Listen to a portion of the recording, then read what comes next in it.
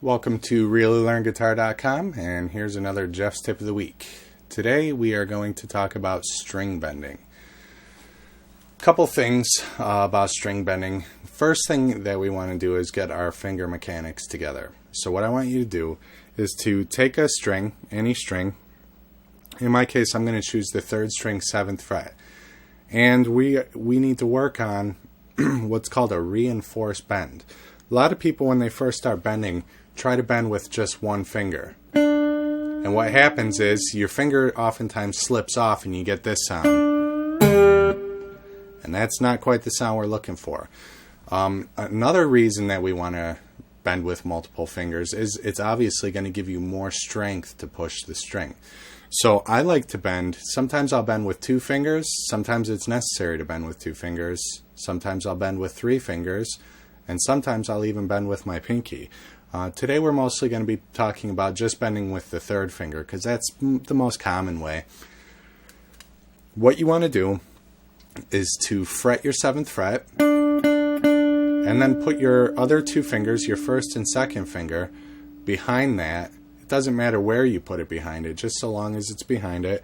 And the important thing is to really keep your force on your 3rd finger. These 2 fingers are just there to help.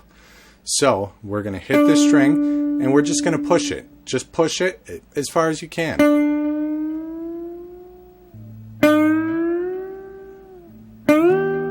Okay? And you're just going to kind of build strength this way. It's going to hurt your fingertips a little bit, but your fingertips will toughen up very quickly. Okay? Now that we've got the basic mechanics of this, before we leave basic mechanics, let me talk about one more thing. A lot of times people will try to push with these 2 fingers and then leave this one, and they end up pushing the string right off of that finger. What you should really be doing is leading your push with your 3rd finger. It's doing the majority of the work, and the other 2 are just there to help support. They're just a supportive cast. Okay? So lead with your 3rd finger, keep the pressure down, and push.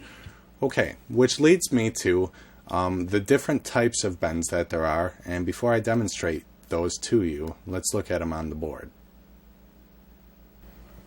Okay, on the board here we see that there's a couple of different types of bends, and there's more than this, but these are the common ones.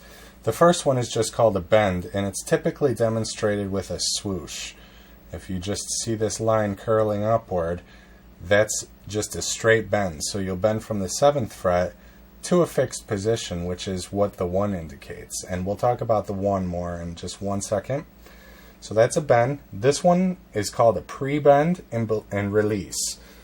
A pre-bend is indicated by a straight line up and then a swoosh back down. The swoosh down is the release. So this note is pre-bent and release. Once again, we'll go over this in more detail in 1 second.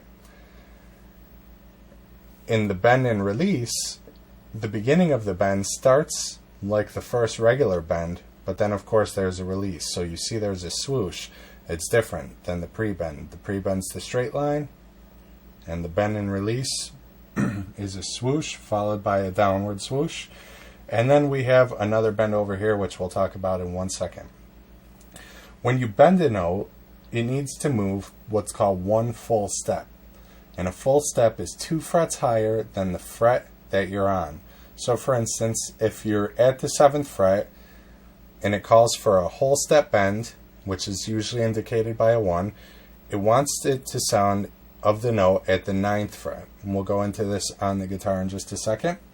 Same thing here. The note is pre-bent by a whole step and then released back down to its original position. Same thing here, but with the technique of the bend and release. And then of course the other common bend would be a half step bend, which is a 1 fret distance from the fret you're on. So let's talk about this more on the guitar. Alright, now that you've seen the different types of bends that there are, let's put those into work.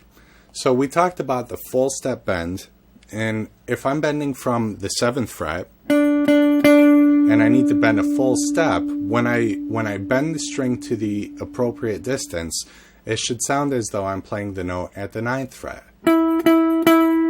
So when I bend this note, it should sound like that note. Let's try it and see what it sounds like.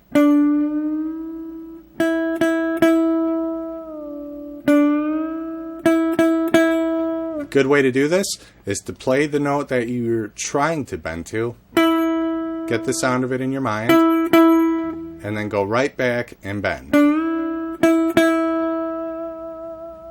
Okay? So this is just the regular bend, a full step up. Now I can do a pre-bent note. Now this one is going to take a little time because in time you'll learn what the feel of a specific distance of a bend is. So a pre-bend, you have to kind of know where to push the string to. So I'm bending the note previously and then releasing it. Okay, so that's a pre-bend, already pushed, and release. And then there's a bend and release, which is exactly what it sounds like. You bend up and release it.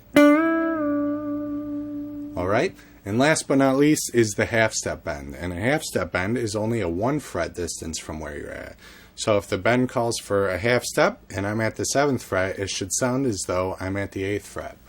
And it's going to be the same process. I'll go to the 8th fret and play it, get the sound of it in my mind, and then go back to the 7th fret,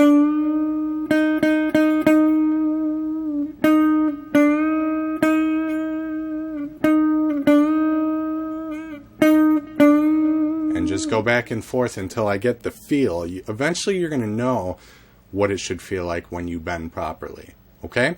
So bending, once again, is going to hurt your fingers. You want to use as many fingers as you can to bend. Try to bend with multiple fingers. And that's about it. Bending is such a common and useful tool for guitar that it's worth spending some time to get the feel of it correct. And you'll save a lot of people's ears by getting the bending note correct as well. Until next time, have fun doing this. Stick to it. Don't let your fingers bother you. And I will see you later.